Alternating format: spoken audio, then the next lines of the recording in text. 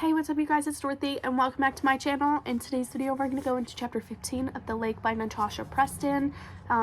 We are chugging along through this book, so I hope that you guys are enjoying it, and let's get right into this video. This video may contain sensitive topics and foul language. If you do not wish to continue, I'd suggest clicking off of the video now. You have been warned.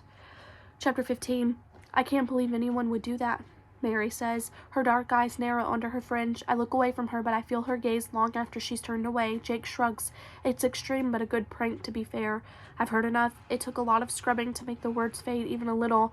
Then we had to paint over them. I get up, walk away from the table, and dump my plate and cup on the trolley. The counselor table has one topic tonight, our not-so-friendly graffiti artist. Some think it's a bad joke, others are horrified. One thing we all agree on is that they went too far. With a prank, you should be able to laugh. No one is laughing at a creepy message smeared on the wall in blood red paint. Esme, wait up, Kayla says. She runs after me as I head to our cabin.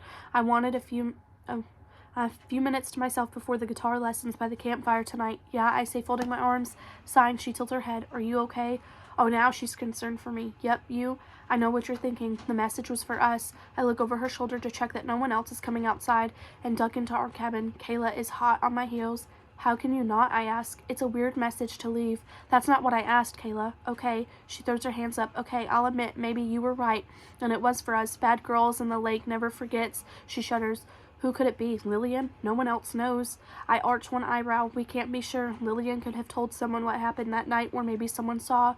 What about the man Ava thought she saw in the forest? Maybe it was him. I bite my lip and sit on the bottom bunk. The man in the forest could have easily been a woman. Ava only assumed it was a man. Lillian could be out there watching the same way she was 10 years ago. A shiver rips through my body. She likes to keep to the shadows, remember? I can't forget, Kayla replies. But why would she say the lake never forgets instead? I will never forget.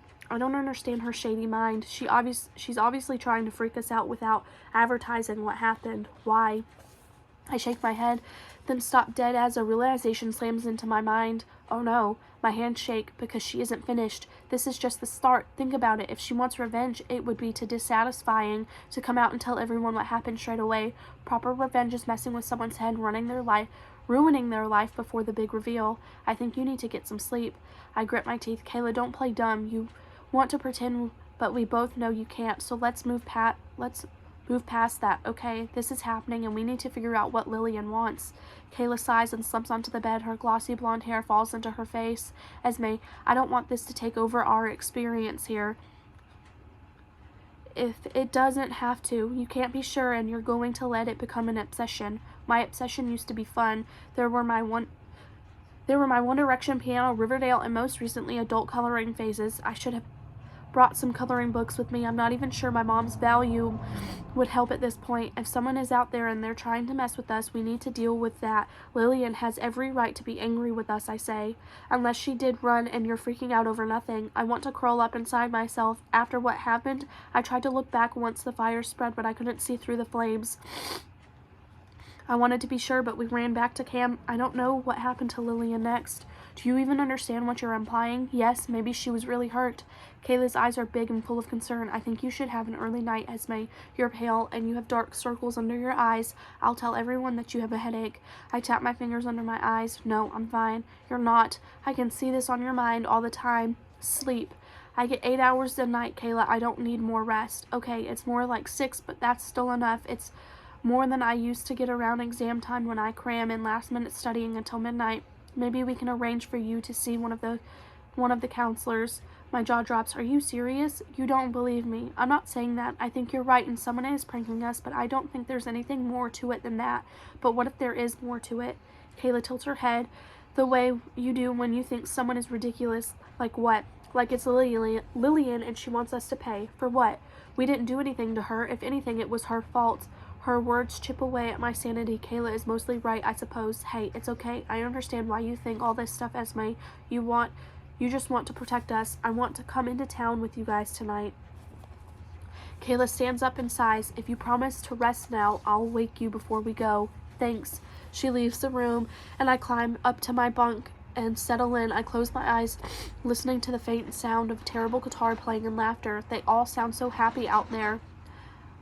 Without a care in the world, sighing, I turn onto my side and take myself from under my pillow. Maybe I can find Lillian on social media. All I know is her name and that she lives around here. That might not be enough, especially if she doesn't state exactly where she lives, but it's worth a try.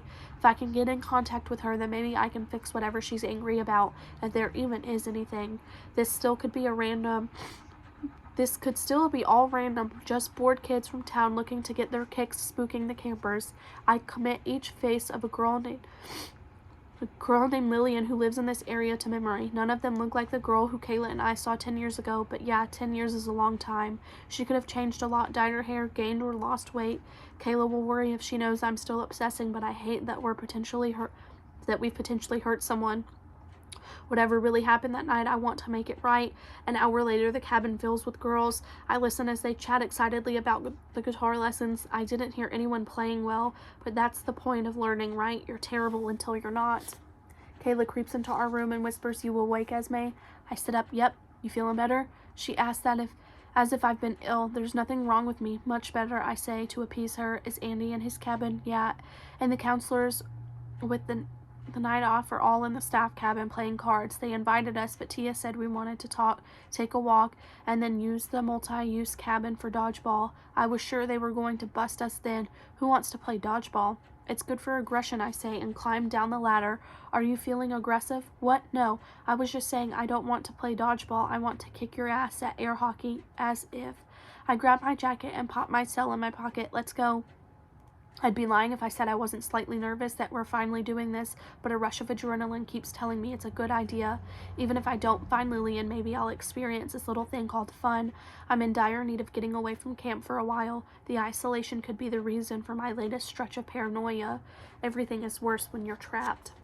That is the end of chapter 15. I will see you guys in the next video. Bye.